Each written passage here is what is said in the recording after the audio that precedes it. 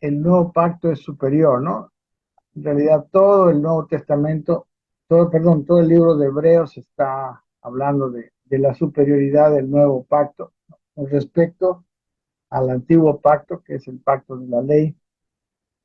Quizás para que sepan algunos, en el Antiguo Testamento, en el libro de Éxodo, Levítico, Números, que son el libro 2, 3 y 4, 5, del 2 al 5 de la Biblia, ahí está todo el pacto de la ley, ¿no? El pacto, la ley fue dada eh, a Moisés en el Antiguo Testamento, cuando Moisés sacó al pueblo de Egipto, ¿no? Conocen la historia. Entonces ellos fueron hacia la tierra prometida, llegaron a un monte llamado el monte Sinaí, ¿no? Al sur del desierto del Sinaí mismo, y ahí estuvieron parados una buena cantidad de tiempo, ¿no? Y Dios le dio a Moisés los 10 mandamientos, las tablas de los 10 mandamientos y todas las leyes que tenían que ver con, bueno, con todo el accionar del pueblo de Israel. Habían leyes ceremoniales, las fiestas, las leyes del sacerdocio, las leyes de relaciones, ¿no? O sea, y todo eso que viene siendo, digamos, el nuevo pacto. Eso fue hecho eh, muchos años antes, ¿no? Muchos años antes de que viniera Jesucristo. A partir de ahí, el pueblo de Israel, eh, en el quinto libro de la Biblia, es el sexto libro de la Biblia, en el libro de Josué, ellos recién conquistan la tierra prometida y entran a donde después sería, ¿no? Su tierra, ¿no? Donde hasta ahora conocemos que está Israel, ¿no? Y luego ahí también, a partir de ese tiempo, empiezan varios periodos de la historia del pueblo de Israel, algunos muy difíciles, muy complicados, y después eh, viene la época de los reyes, y luego hasta llegar al Nuevo Testamento, al finalizar todo el tiempo de Israel, donde lamentablemente Israel, al finalizar el Antiguo Testamento, es un pueblo en derrota, digamos, ¿no? Es un pueblo que no pudo agradar a Dios jamás. Y bueno, estaban conquistados por los romanos y en ese escenario aparece Jesús. Quizás dentro de un tiempo quiero hacer un videíto donde les muestre más o menos la cronología bíblica, ¿no? Especialmente del Antiguo Testamento hasta llegar al Nuevo Testamento, ¿no? ¿Cuántos años? Ahorita no puedo decir mucho, pero son más de 1000 años, ¿no? Son más de 1000 años eh, antes de Cristo, eh, donde se dio la ley, ¿no? Por eso simplemente por geografía, ¿no? Y fue en el desierto, en el monte Sinaí, donde estuvieron acampados muchos días, Israel, donde Dios les dio, como le dio todas las leyes, también les dio el modelo del tabernáculo que construyeron ahí también, y después de eso siguieron el viaje a la tierra prometida. ¿Okay? Entonces, el pacto que tenemos nosotros, el nuevo pacto, en realidad, digamos, para ser un poco simples, empieza cuando Jesús fue a la cruz, pagó el precio, derrotó al diablo, nos dejó a nosotros perdonados y libres, como para nosotros poder recibir esa nueva naturaleza de Dios, ¿no? Y tener una vida de victoria. Hoy estamos en una posición tremenda, muy especial, una posición donde es posible vivir una vida bien fructífera para Dios, es posible que el Evangelio se extienda, que los hombres puedan conocer a Dios a través de la iglesia. Y bueno, esta lección, ¿no? Esta sección 3 donde habla de la superioridad del nuevo pacto, ¿no? Empieza, como hemos visto, ministrando, o sea, hablando de que Jesucristo es, es un mejor sumo sacerdote que los sacerdotes de la descendencia de Aarón, y porque él es de, como dice la Biblia, el sacerdote según el orden de Melquisedec, ¿no? Es superior en todo. Jesucristo es el Hijo de Dios mismo, digamos, ¿no? Los otros sacerdotes eran hijos de hombres, etc. Hemos visto eso en la lección 7. Es ministrado en un mejor lugar. Entonces el antiguo pacto era ministrado, ¿no?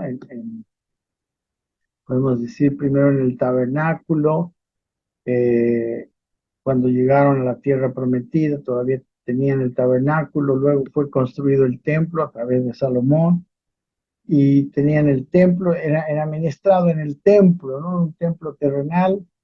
Para el tiempo de Jesús ese templo ya no existía, era un nuevo templo construido por Herodes, pero todos estos templos donde funcionaba el sacerdocio de Aarón en el antiguo pacto eran templos terrenales, ¿no? Y en esta lección 8 vemos que Jesús entró al tabernáculo celestial, ¿no?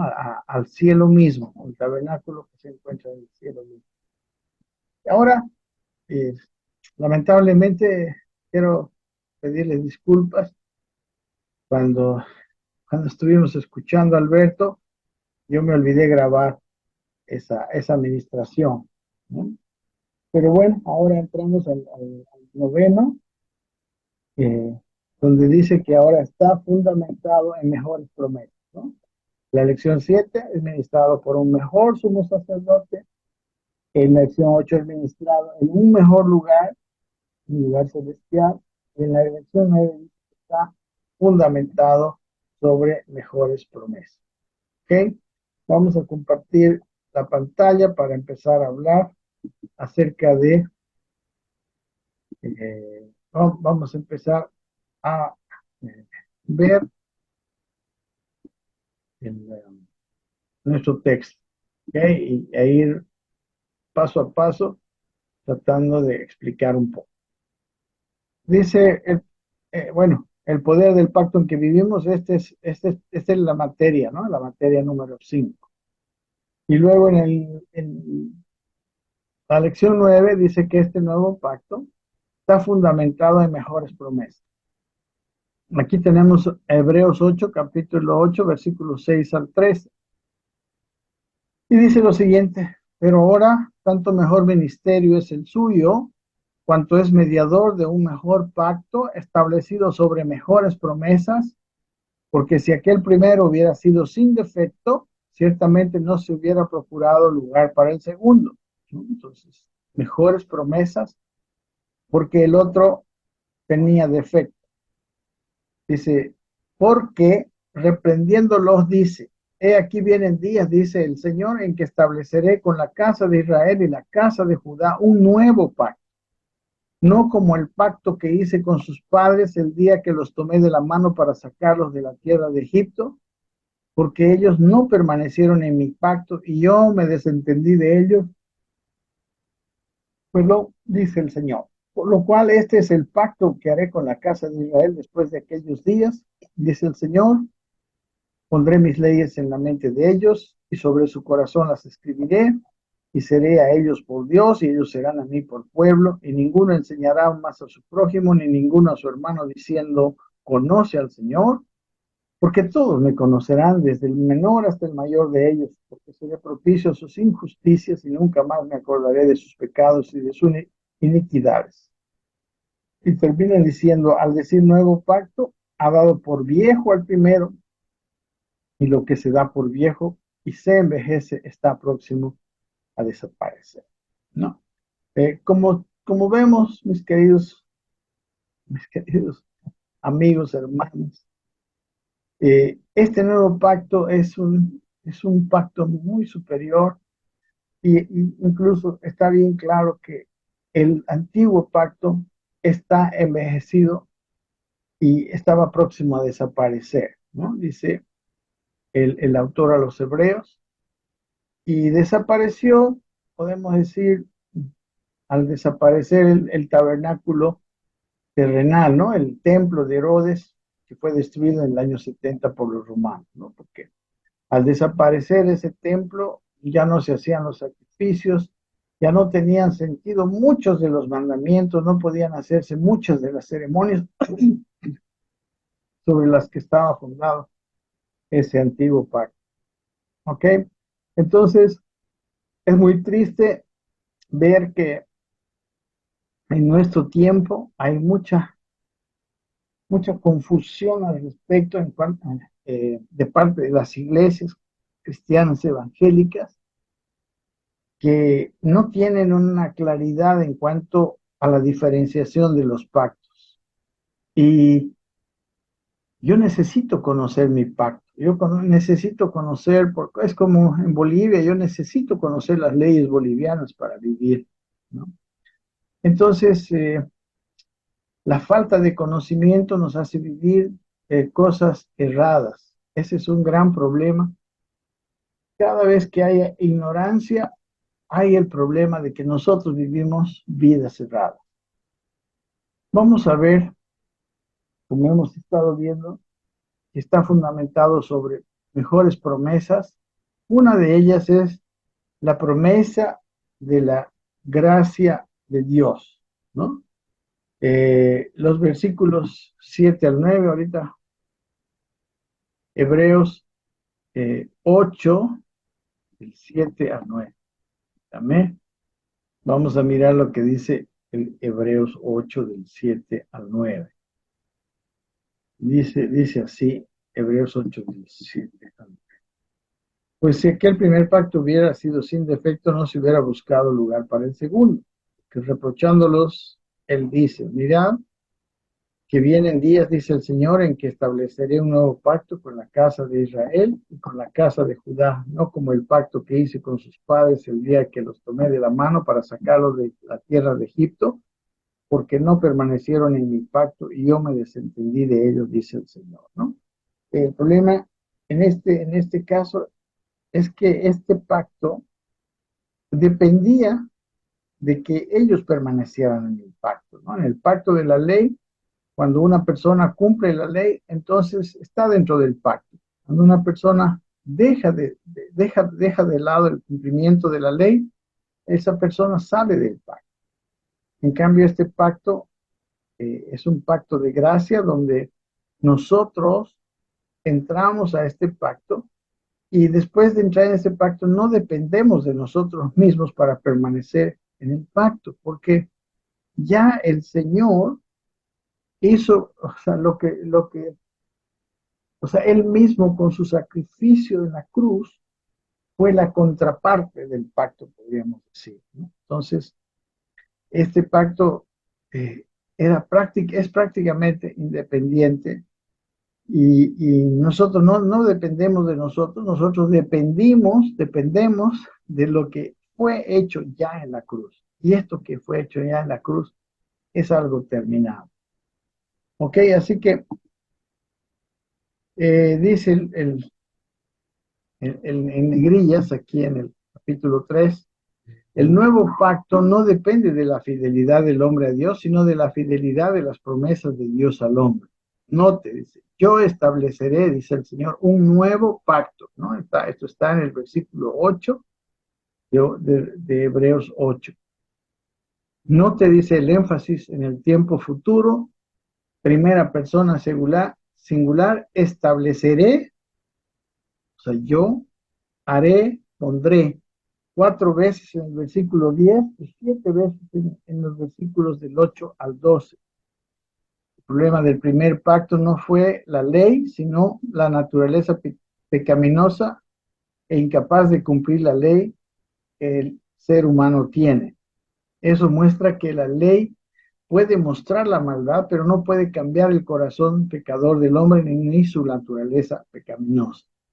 En cambio, el pacto de la gracia viene a darnos un nuevo nacimiento, una nueva naturaleza que puede cumplir la ley, ¿no? que puede llegar a cumplir la ley, y que, bueno, al final del proceso de salvación del alma, el hombre es un cumplidor de la ley porque en realidad es Cristo en nosotros el que está viviendo la vida, el que está actuando, el que está pensando, el que está hablando. No es el hombre, no es la naturaleza vieja del hombre, sino la nueva naturaleza de Dios que está en el hombre. Otra promesa mejor es, dice en el 3:2, dice la promesa de un cambio interno. En el versículo 10, dice, porque este es el pacto que haré con la casa de Israel después de aquellos días, dice el Señor. Pondré mis leyes en la mente de ellos y las escribiré sobre sus corazones, y yo seré su Dios y ellos serán mi pueblo. ¿No? En el pacto de la ley de Moisés, en las tablas de la ley primeramente rotas y después unas nuevas tablas, fueron el lugar donde fue escrito los 10 mandamientos y la ley, ¿no? Y Moisés escribió en papiros, ¿no? Todas las cosas de la ley fueron escritas para poder preservarse, pero aquí habla de que las leyes de Dios serían escritas en nuestros corazones, ¿no? En realidad la nueva naturaleza es una naturaleza que cumple la ley de Dios de forma natural, ¿no? Porque es la naturaleza de Dios, es una nueva naturaleza. Entonces, dice, la ley de Moisés puede declarar estándar santo de Dios, el estándar santo de Dios, pero nunca ha podido proveer el poder para obedecer la ley misma. La gente pecadora necesita un nuevo corazón y una nueva disposición desde el interior, y es precisamente lo que este nuevo pacto provee.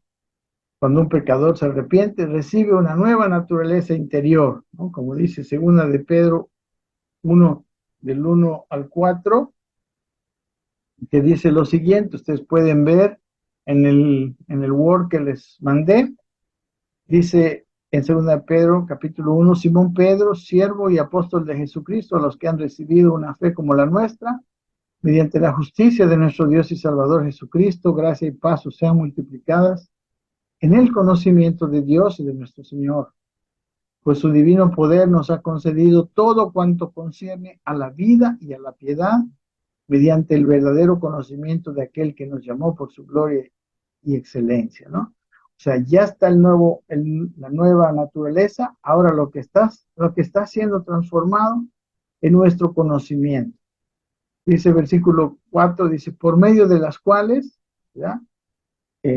Recuerde que está hablando que esa gracia y paz nos sean multiplicadas, esas nos ha concedido por medio de ellas sus preciosas y maravillosas promesas, a fin de que por ellas lleguéis a ser, dice, partícipes de la naturaleza divina, habiendo escapado de la corrupción que hay en el mundo por causa de la concupiscencia. O sea, como les digo, es una cuestión interior. Nosotros somos participantes de la naturaleza divina, o sea, la naturaleza misma de Dios, para el cual estas cosas son naturales. O sea, Dios ama, Dios hace el bien, Dios es justo, etcétera, etcétera, ¿no? ¿Ok?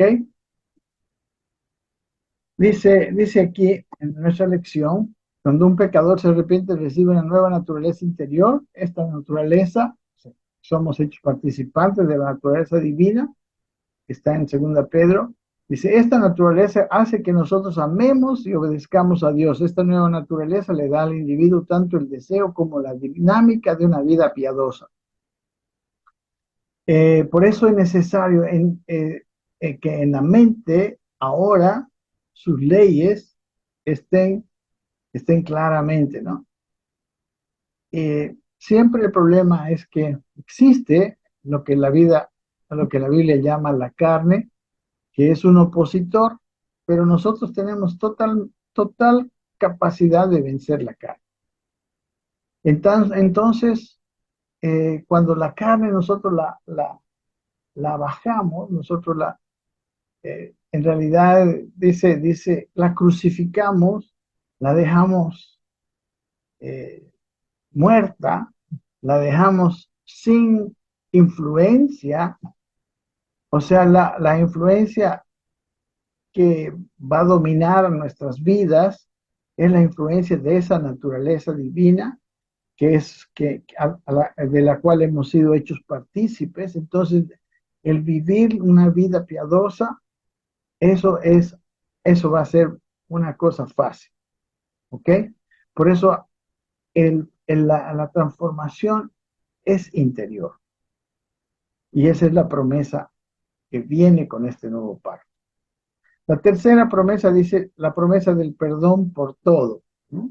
Vemos los versículos 11 y 12 de Hebreos, que lo vamos a ver. Dice, en ninguno de ellos enseñará a su ciudadano, ni ninguno a su hermano diciendo, conoce al Señor, porque todos me conocerán desde el menor hasta el mayor de ellos, pues tendré misericordia de sus iniquidades y nunca más me acordaré de sus pecados. O sea, en el antiguo pacto no había perdón, ¿no? Eh, en realidad la ley no fue dada con el propósito de perdonar, ¿no? Como dice Romanos 3:20, porque por las obras de la ley ningún ser humano será justificado delante de él, pues por medio de la ley viene el conocimiento de pecado, ¿no? La ley nos muestra el pecado porque nos dice qué es lo bueno y qué es lo malo. El pecado sale a luz. Dice, bajo el antiguo pacto cada año se hacía memoria de los pecados, pero con Cristo hay remisión de pecados, ¿no? O sea, en, en la ley había una fiesta llamada el Día de la Expiación o el Yom Kippur, donde el sumo sacerdote hacía un sacrificio.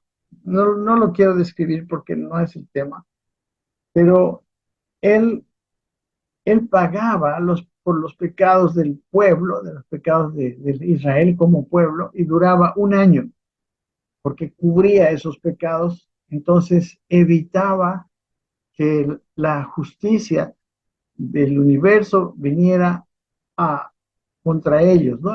Era como una protección nacional, pero caducaba al año mismo y tenía que hacerse cada año ese sacrificio, ese rito, esa fiesta del Yom Kippur o la fiesta del Día de la Expiación, todos los años, porque si un año no era hecho, entonces había destrucción, ¿no? Había,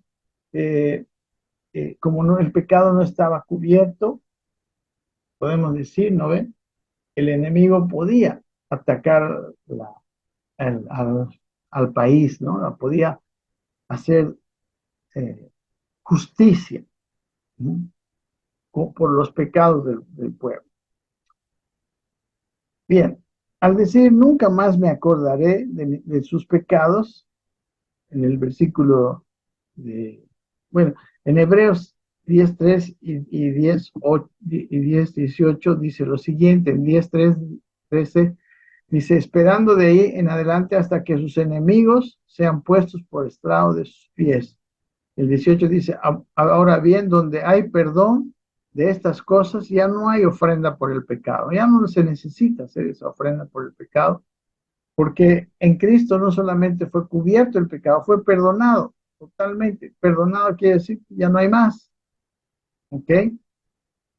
Entonces, dice, pero ¿cómo es esto posible? Perdón, el versículo 17, Hebreos 10:17, 18, el 17 dice, nunca más me acordaré de sus pecados. Entonces dice, pero ¿cómo es esto posible? Si es un Dios omnisciente que no puede olvidar. No olvida. La frase en contexto es mejor traducida y entendida, no usaré tus pecados en contra tuyo. Cuando dice, no, no me acordaré, sabemos que eso no es una forma de expresión y me parece que es perfecto. No usaré tus pecados en contra tuyo, ¿no? O sea, tus pecados ya están cubiertos. No puede, yo ya no puedo usar, yo ya no, o sea, nadie puede castigarlos por ese pecado, porque el castigo ya lo llevó alguien, otra persona, Cristo. Entonces, Dios en su omnisciencia nunca va a olvidar lo que hemos hecho, obviamente, ¿no? Pero en su misericordia nunca va a usar los pecados en contra nuestra, ¿no? No, no. O sea, es como una persona que cometió un crimen de robar, lo metieron a la cárcel, cumplió sus años de sentencia, salió de esa cárcel. Todos pueden recordar que él robó, pero nadie le puede meter otra vez a la cárcel, nadie lo puede llevar ante el juez y hacer que otra vez vuelva a ser condenado. Entonces, por eso dice, al decir olvidar, indica que él no va a sostener la falta de la persona en contra de ella. La otra promesa es la promesa de bendición eterna. En el versículo 13, el último versículo de Romanos 8, dice, cuando él dijo un nuevo pacto, hizo anticuado al primero y lo que se hace anticuado se envejece y está próximo a desaparecer. Cuando se escribió esta epístola de Hebreos, el antiguo pacto aún estaba en vigencia. En la nación, seguramente los judíos veían a sus conciudadanos que se habían convertido al cristianismo como algo tonto o absurdo, y, y lo absurdo es dejar semejante y sólida religión por una fe que era algo intangible, ¿no? Esa sólida religión tenía ya todo el sistema ceremonial, las leyes, el templo, los sacerdotes, todo, todo. En cambio, la fe en Cristo es algo interno e intangible. Dice, lo que los judíos, según el antiguo pacto, no sabían era que su sólida religión estaba a punto de desvanecerse. En el año 70, la ciudad de Jerusalén y el templo fueron destruidos por los romanos y los judíos no tenían ni templo ni sacerdotes para seguir las ordenanzas. El nuevo pacto no puede hacerse viejo ni desaparecer porque es eterno y trae bendiciones eternas, ya que Jesús nos asegura salvación eterna, ¿no? El tabernáculo celestial que habla la lección anterior, nadie la puede destruir. El sacrificio de Cristo ya fue hecho, o sea, eh, no se puede decir que ya no se puede sacrificar porque ya fue sacrificado. Entonces, no tiene problema. Dice en Hebreos 5:9 dice, y habiendo sido hecho perfecto, vino a ser fuente de eterna salvación a todos los que obedecen, hablando de Cristo, ¿no? La redención eterna, Hebreos 9:12 dice, y no por medio de sangre de machos cabríos y de becerros, sino por medio de su propia sangre, entró al lugar santísimo una vez y para siempre, habiendo obtenido redención eterna, ¿no? No el lugar santísimo del santuario terrenal, del templo, sino el lugar santísimo de la misma presencia de Dios en los cielos. Hebreos 9:15 dice, y por eso Él es el mediador de un nuevo pacto, a fin de que habiendo tenido lugar una muerte para la redención de las transgresiones que se cometieron bajo el primer pacto, los que han sido llamados reciban la promesa de la herencia eterna. Entonces, Él es un mediador de un nuevo pacto que habiendo tenido lugar una muerte, como tenía lugar la muerte de los sacrificios, de los corderos y de los animales en el antiguo pacto, pero esta muerte eh, fue única, dice, una muerte para la redención de las transgresiones que se cometieron bajo el primer pacto. Los que han sido llamados reciban pues no la promesa de la herencia eterna. Entonces, como dice aquí, el nuevo pacto nos asegura salvación eterna, redención eterna y herencia eterna. Nuestro Señor ministra sobre la base de un mejor pacto que nos hace partícipes de una nueva naturaleza y una maravillosa nueva vida que solo Cristo puede dar. Y todo lo que tenemos es recibido sobre la base de que todas las promesas de Dios en Cristo son efectivamente cumplidas y las disfrutamos como hijos en un derecho de herencia que tenemos en Él, ¿no? En la segunda carta de Corintios, capítulo 1, versículo 20, dice, pues tantas como sean las promesas de Dios, en Él todas son sí, y por eso, por medio de Él, amén, para la gloria de Dios. O sea, las promesas de Dios son eternas, son in, incambiables, inmutables. Dice, por eso la importancia capital de estudiar todo lo que tiene que ver en el nuevo pacto basado en la sangre de Cristo, un pacto eterno, perfecto, inmutable y de tanta gloria que no se le puede añadir nada, ni mucho menos quitar nada. Podemos resaltar por lo menos 11 cosas que se mencionan en el libro de Hebreos, que no son todas ni son las únicas, en las cuales la obra de Cristo es superior y mejor que todo lo que pudo hacer Moisés y Aarón, quienes fueron siervos fieles en la casa de Dios. El nuevo pacto tiene una mejor revelación, ¿no? Dice Hebreos 1 al 4, estamos hablando mejor revelación. Dice Hebreos 1:1, que Dios, habiendo hablado hace mucho tiempo y en muchas ocasiones y de muchas maneras a los padres por los profetas, en estos últimos días nos ha hablado por su Hijo, a quien constituyó heredero de todas las cosas y por medio de quien, su Hijo, hizo el universo. Él es el resplandor de su gloria y la expresión exacta de su naturaleza y sostiene todas las cosas por la palabra de su poder después de llevar a cabo la purificación de los pecados.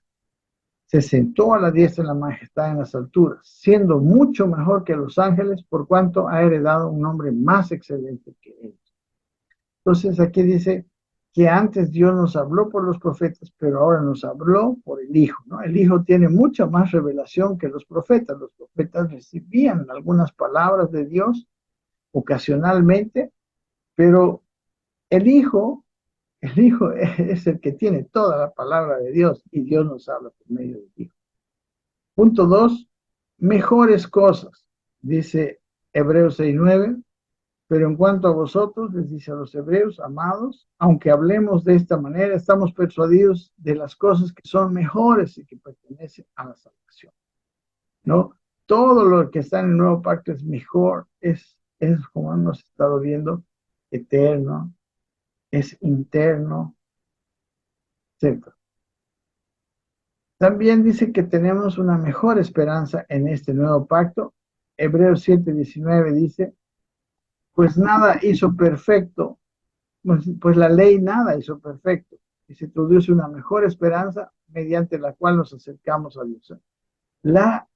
En el pacto antiguo no hay esperanza de ser perfeccionado, de ser madurado.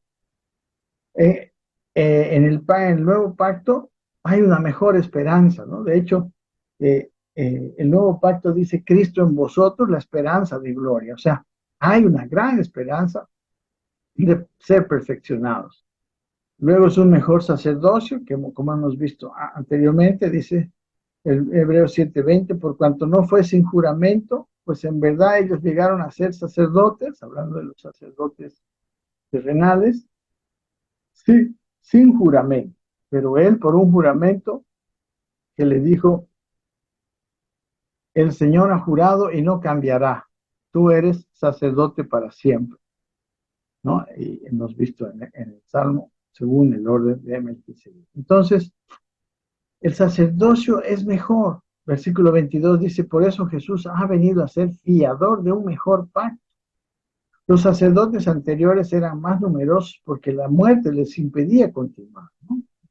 No vivían eternamente como este sacerdote. Versículo 24 dice, pero él conserva su sacerdocio inmutable, puesto que permanece para siempre Dios. 25 dice, por lo cual Él también es poderoso para salvar para siempre a los que por medio de Él se acercan a Dios, puesto que vive perpetuamente para interceder por Él. Wow, esto es una promesa grande. Porque convenía, dice, que tuviéramos tal sumo sacerdote, santo, inocente, inmaculado, apartado de los pecadores y exaltado más allá de los cielos. Y el versículo 27 dice que no necesita como aquellos sumos sacerdotes ofrecer sacrificios diariamente, primero por sus propios pecados y después por los pecados del pueblo, porque esto hizo una vez para siempre cuando se ofreció a sí mismo. Jesús nunca se ofreció por pecados propios, pero cumplió una condena y al no ser propios los pecados por los cuales él fue condenado son pecados ajenos, pero la condena se cumplió en él. Versículo 28 dice, porque la ley designa como sumos sacerdotes a hombres débiles, a hombres pecadores, pero la palabra del juramento que vino después de la ley designa al Hijo hecho perfecto para siempre, ¿no? Entonces, por ejemplo, cuando entraba el sacerdote para la fiesta de Yom Kippur, primero él tenía que hacer un sacrificio por sí mismo. Después él entraba y hacía los sacrificios por el pueblo, pero primero tenía que ser cubiertos los pecados de él, ¿no? Porque él era un hombre, por eso tenía esa cuerda, ¿no? Entraba al lugar santísimo con la cuerda, porque si se hallaba, o sea, si no estaba cubierto su pecado, él moría, ¿no? En la presencia de Dios. En cambio, Jesús, hermanos, Jesús no tiene ninguna debilidad, no tiene ninguna necesidad de que se haga sacrificio por los pecados de él, porque él nunca pecó, ni puede pecar. ¿Ok? ¿Qué es mejor? Luego, mejor pacto, 8:6. Pero ahora él ha obtenido un ministerio tanto mejor cuanto es también el mediador de un mejor pacto establecido sobre mejores promesas, ¿no? Aquí también es punto 6, es un mejor pacto, son mejores promesas y también él tiene un ministerio un tanto mejor, un ministerio mejor. Versículo 23, mejores sacrificios, obviamente 9:23 dice, por lo tanto fue necesario que las representaciones de las cosas en los cielos fueran purificados de esta manera, pero las cosas celestiales mismas con mejores sacrificios que estos, ¿no? O sea, las cosas en la tierra eran, eran purificados con los sacrificios terrenales, pero eh, las cosas en los cielos fueron redimidas por la sangre de Cristo. Luego nuestras posesiones son mejores, dice el punto 9, Hebreos 10:34. Porque tuvisteis compasión de los prisioneros y aceptasteis con gozo el despojo de vuestros bienes, sabiendo que tenéis para vosotros mismos una mejor y más duradera posesión, ¿no? Nuestras posesiones son realmente eternas. Las posesiones de los hombres de esta vida son eh, corruptibles y se van a acabar un día. Mejor patria. En Hebreos 11:6 dice, pero en realidad los del Antiguo Testamento anhelaban una patria mejor. Es decir, o sea, los hombres de fe del Antiguo Testamento anhelaban una patria celestial, ¿no? Por lo cual Dios no se avergüenza de ser llamado Dios de ellos, pues les ha preparado una ciudad celestial, una ciudad transformada. Eh, será aquí en la tierra, ¿no? Pero es una ciudad preparada por Dios. Y luego tenemos una promesa de una mejor resurrección. Dice Hebreos 11:75, que las mujeres recibieron a sus muertos mediante la resurrección, que otros fueron torturados, no aceptando su liberación a fin de obtener una mejor resurrección, ¿no? Está hablando de los profetas del Antiguo. Perdón. Amén. Muy bien, hasta aquí creo que es la lección 9, ¿no? Bien, eh, queridos hermanos, aquí termina, ¿no? La lección 9. En realidad, hablando y diciendo que está fundamentado este pacto sobre mejores promesas. No sé, bueno, ahorita no puedo pedir, ustedes tienen alguna duda, pero estoy ahí en el chat del grupo, podrían hablarme, darme esto. En realidad, hermanos, el libro de Hebreos es un libro escrito a los cristianos que se habían convertido, eran antes judíos, hebreos, por eso, porque eran del pueblo de Israel, pero que habían entendido este nuevo pacto y habían abrazado este nuevo pacto, pero estaban siendo perseguidos por los judíos que todavía estaban en la vieja religión, que tenían todo el poder político dentro de Jerusalén, que tenían el templo todavía, que tenían esa religión instaurada eh, y que tenía cientos de años. Eh, Perdón. Entonces,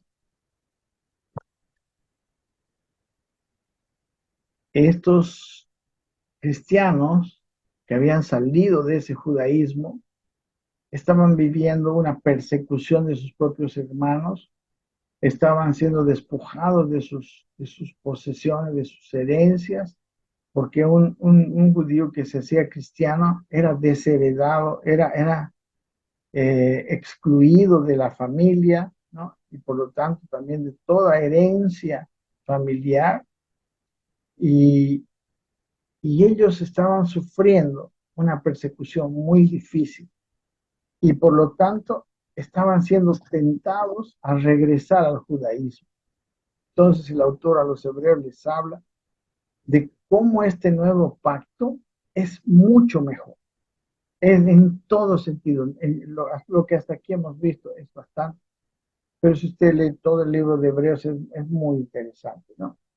También es bueno, sí, para leer el libro de Hebreos, entender muchas de las cosas del Antiguo Testamento, especialmente los libros de Éxodo, Levítico, Números, Deuteronomio, donde están las leyes, ¿no?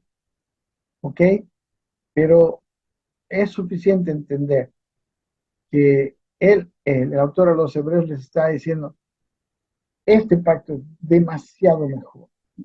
Así como los cielos son más altos que la tierra, el nuevo pacto es mayor que este antiguo pacto, aunque en ese momento todavía se veía el templo, todavía el sistema de sacrificios estaba, ¿no? En auge, pero como sabemos, todo lo que no es celestial, todo lo que no tiene Dios, llega a un momento y perece, ¿no? Y en el año 70, el emperador romano Tito destruyó prácticamente Jerusalén, la dejó en ruinas, el templo fue hecho pedazos.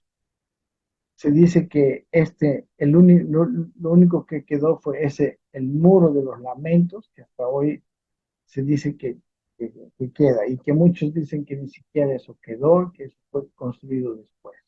Ok, pero eh, estos hebreos a los cuales fue destinada la carta, necesitaban esta palabra de ánimo, como quizás muchos de nosotros necesitamos una palabra de ánimo en momentos difíciles, ¿no?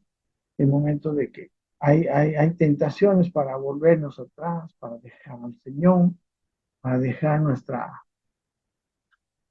sea, nuestra decisión de servirle, de vivir para Él, ¿no? La decisión de volver a la condición que tuvo Adán al comienzo, donde él vivía una vida de obediencia a Dios. ¿Ok? Espero ayudarles, que Dios les bendiga. Ya terminó mi parte. Nos vemos.